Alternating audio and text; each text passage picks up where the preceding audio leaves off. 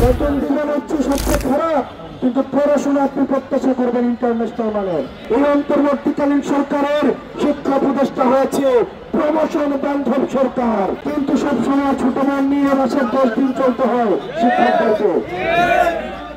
মাসের 20 তারিখের পর থেকে পরবর্তী প্রত্যেকটা দিন একদিন করে 30 তারিখ পর্যন্ত বেতনের জন্য অপেক্ষা করতে হয়। একটা তৃতীয় শ্রেণীর, চতুর্থ শ্রেণীর, দ্বিতীয় শ্রেণীর নাগরিক তখনই প্রথম শ্রেণীর নাগরিক করে তুলতে পারে না। প্রিয় শিক্ষক সমাজ, আমরা যদি বিদেশে দেখি সবচেয়ে গুরুত্বপূর্ণ সেক্টর হচ্ছে শিক্ষা খাত, আর আমরা দেখি বাংলাদেশে সবার খাওয়া দাওয়া শেষ করে যদি কিছু বাকি থাকে তাহলে সেটা হচ্ছে শিক্ষক সমাজের জন্য বরাদ্দ।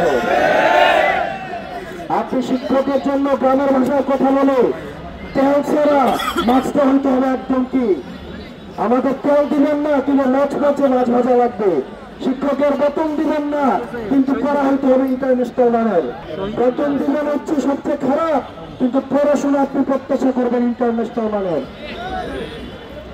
এই রাষ্ট্রীয় প্রশাসন স্বাধীনতার পর থেকে, ৭১-এর পর থেকে এই রাষ্ট্রীয় প্রশাসন এটা অব্যাহত রয়েছে, কিন্তু জনাব জাহিদুল ইসলাম এই শহীদ মিনারের প্রাঙ্গণ থেকে এক দফা ঘোষণা দিয়ে পুরান রাষ্ট্রীয় বন্দোবস্তের পতনের ডাক দিয়েছে। পুরাতন রাষ্ট্রীয় বন্দোবস্ত এই রাষ্ট্র চলতে পারে না, শিক্ষকদের সাথে চলতে পারে না। আমাদের শিক্ষকদেরকে তৃতীয় শ্রেণীর, চতুর্থ শ্রেণীর নাগরিকের যে জীবন, সেই জীবন মান নিয়ে আর তাদেরকে চলতে দেওয়া হতে পারে না। আমি যদি তাদেরকে প্রথম শ্রেণীর নাগরিক না বানাইতে পারি, তাদের থেকে কিভাবে প্রত্যাশা করবে তারা প্রথম শ্রেণীর নাগরিক তারা জাতিকে উপহার দেবে? সেজন্য এই সরকারের কাছে আমাদের প্রত্যাশা ছিল এই অন্তর্বর্তীকালীন সরকার পুরনো সরকারের প্রতি হাঁটবে না, বরং এই অন্তর্বর্তীকালীন সরকার হবে একটা শিক্ষা বান্ধব সরকার। কিন্তু আমরা দেখলাম এই অন্তর্বর্তীকালীন সরকারের শিক্ষা উপদেষ্টা হয়েছে প্রমোশন বান্ধব সরকার। এই সরকারের রুটিন অ্যাক্টিভিটি হচ্ছে পোস্টিং দেওয়া। কাদেরকে পোস্টিং দেওয়া? ভালো পুরনো ফ্যাসিস্ট আমলে তাদেরকে দেখেছি হাসিনার জন্য রাস্তায় এসে স্লোগান দিয়েছে, ঢাকা শহরে ভালো পোস্টিং এ তাদেরকে আবার অর্থের বিনিময়ে প্রদান অব্যাহত রয়েছে।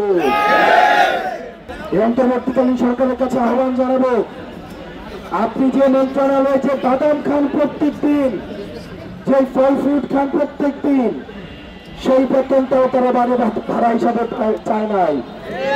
ধরে নিচ্ছি 12,500 টাকা বেতন, এবার 20% কয় টাকা আসে? 2500 টাকা। আমি চ্যালেঞ্জ দিতেছি সাংবাদিক ভাইদেরকে, ঢাকা শহরের কোন একটা জায়গায় 2500 টাকা দিয়ে আমাকে একটা বাসা ভাড়া নিয়ে দেখান। দেশে দেশে সবার সাথে দ্য নিউজ।